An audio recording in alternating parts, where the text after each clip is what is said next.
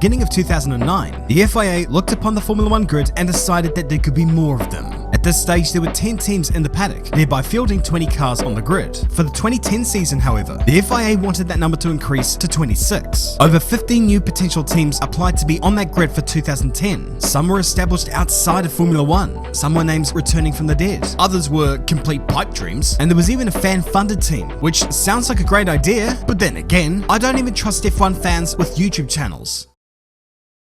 I mean, look at me. Only 3 of these teams would be taken on board, and on June 12, 2009, the first to be officially accepted was the US F1 team. Simple name, simple objective. This was meant to be an all-American dream team for Formula 1, becoming the first F1 team from the States since Carl Haas's won back in 1986, with aspirations to win races like Gurney and Penske did before them.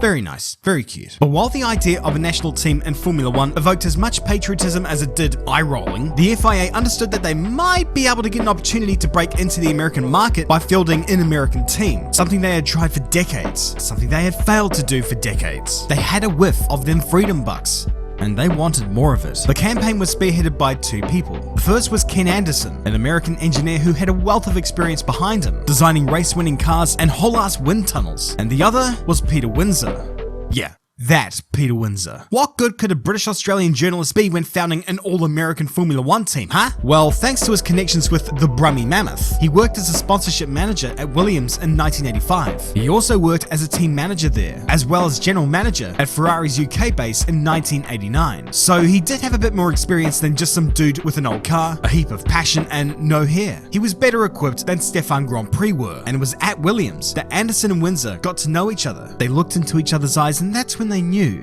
that they had to make their own all-American Formula 1 team. At least that's what I assume. What better housewarming could there be for Speed's new home in Charlotte, North Carolina, than to open a new chapter in the long history of American participation in the world's most popular form of motorsport?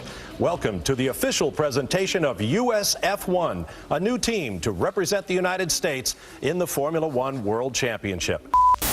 So here they were. In early 2009, they had announced their plans to the world via the Speed channel. It was met with a sense of it's about time within the American F1 fan base. But throughout the interview, anyone watching would have been a bit concerned with some of the answers that these two were dishing out. A fan might wonder about travel times back and forth. Just putting the costs aside for a moment, the idea of building a car here and racing it there, how would that be accomplished? Well, you know, we live in an age of FedEx, DHL, UPS. The logistics side is actually pretty simple. Whether you're traveling, it just took me 20 hours to get back from San Francisco the other day with all the delays and stuff. I mean, anybody that travels a lot now is, used to it. Not really a definitive answer. Nor is it really on point. It's about the logistics of the car and the team, and unless you're planning to have the drivers drive you, don't bother pointing out delays getting through American airports. Delays in American airports is like the flu. We all get it. In the same interview, Windsor mentioned that he'd approached Bernie Ecclestone with plans for Team America at the 2006 Brazilian Grand Prix, to which Bernie replied, "Fine, get it done."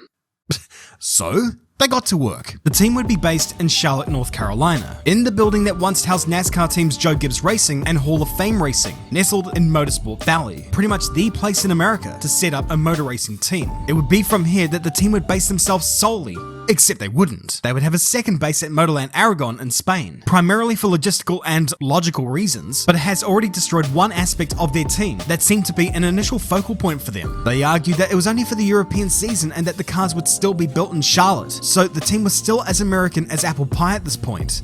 And about as European too. Obviously, these bozos are going to need some funding to make their dream come true. Heading into 2010, the FIA imposed a budget cap of £40 million, or 50 million US freedom monies. For the higher-up teams in Formula 1, they threw their toys out of the cot and threatened to leave Formula 1 and create a whole new Grand Prix World Championship. But for the newer teams, this was welcoming news. In fact, it was a primary incentive for even entering in the first place. The team lured investors into their little venture, with the most prominent one being Chad Hurley, co-founder of YouTube. Yeah, the irony. A little while later, their first car, the Type 1, was revealed for all to see. This was to be the first American Formula 1 car for decades, and the whole world in unison proclaimed, "Wow." a CAD drawing. The gearbox was in transverse layout, which was a little bit unusual. It would be the only car on the grid to do that. Their argument for that was it would save space, which, fair enough, given they would need a bigger fuel tank anyway, thanks to the ban on refueling. The gearbox will be built in-house, with help from Imco Gears in Illinois. It was also earlier announced that the team would be using Cosworth engines, at least for 2010, despite their wishes to run with another manufacturer to help expand their presence in the US. A kind of quid pro quo, if you like. However, the FIA essentially forced their hand, and now they were stuck with a 4-year-old engine. Whoop-de-doo. In terms of drivers, that was an interesting one. Anderson and Windsor affirmed that they would never sign a pay driver, and that they were gunning for 2 American drivers for their American team. This was to be an all-American lineup for the all-American Dream Team. Therefore, in February 2010, they announced their first American driver, Jose Maria Lopez of Argentina. Under the agreement, that he secured $8 million of sponsorship, which would essentially come from the Argentine government. And apparently, their second driver was slated to be James Rossiter, a British driver who had previously been Honda's test driver up until they pulled out of Formula 1 for the 4 millionth time. He too had to come up with $8 million of sponsorship. In truth, not a bad lineup, but everything up to now was the good stuff about the team. The bad stuff, well, that was all to come. Doubt was starting to creep in about the team, and this helped spawn one of the greatest web series of all time. Good morning, Peter. What a lovely day to start work in our new US F1 headquarters. What have you done so far today? I have a drawing of a front wishbone. I did it in Starbucks this morning over coffee. Cool. Shall we put it on the fridge? But a funny web series mocking the team on the platform co-created by one of the team's f***ing sponsors was the least of the team's concerns. They had some genuinely bigger ones. Is it our lack of finance? Our lack of personnel? The fact we have 70,000 toasters in the wind tunnel?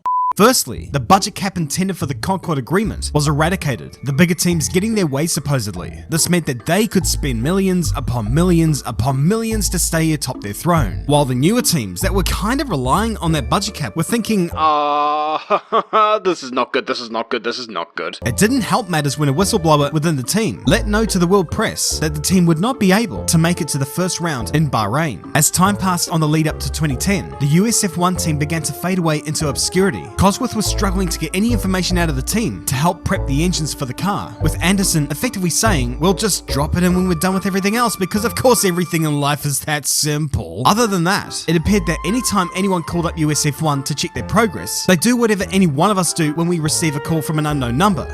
We just stare at it until it goes away. And by now, Bernie Eccleston was expressing doubts as to whether the team would ever come to anything at all, to which Windsor replied, no, wait.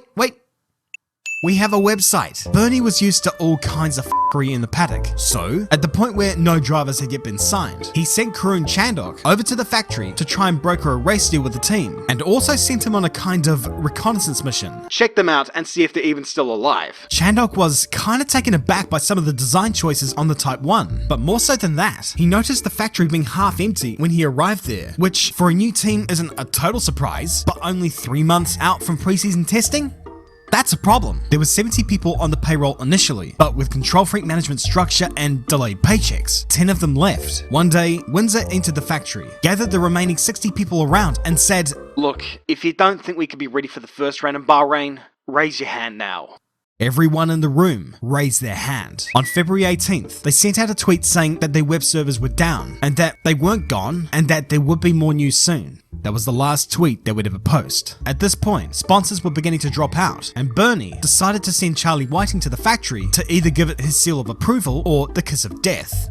Guess which one he gave it. A week after Whiting flew to the facility, he announced the team would not be capable of competing in the 2010 season, despite Anderson's pleas to miss the first few rounds and begin in Spain. They even tried to have their entry deferred to the 2011 season, but this was denied, as a means to keep the dream alive. Team backer Chad Hurley entered discussions to merge the US F1 team with Stefan Grand Prix. Once again, Formula 1's dustbin raccoon had figured himself into the equation. Anderson and Windsor said such a move was an act of treason, but even so, negotiations with the Serbians Italians had broken down. Eventually, all staff were relieved of their duties, the drivers were freed from their contracts, and toward the end of March, the team would be dissolved altogether. In June that year, the FIA World Motorsport Council dragged Anderson and Windsor before a hearing and charged them €309,000, as well as the costs for the hearing, and banned the team from competing in any FIA-sanctioned championship. There were plans for a rebirth of the team under the name Cypher shortly after USF1's demise, but this never happened, and with that, it was over. Most people put the blame squarely at Anderson and co, citing mismanagement. Windsor said they just didn't have enough time to get ready, which they should have seen coming. I mean, MasterCard Lola tried to get up and running in a year too.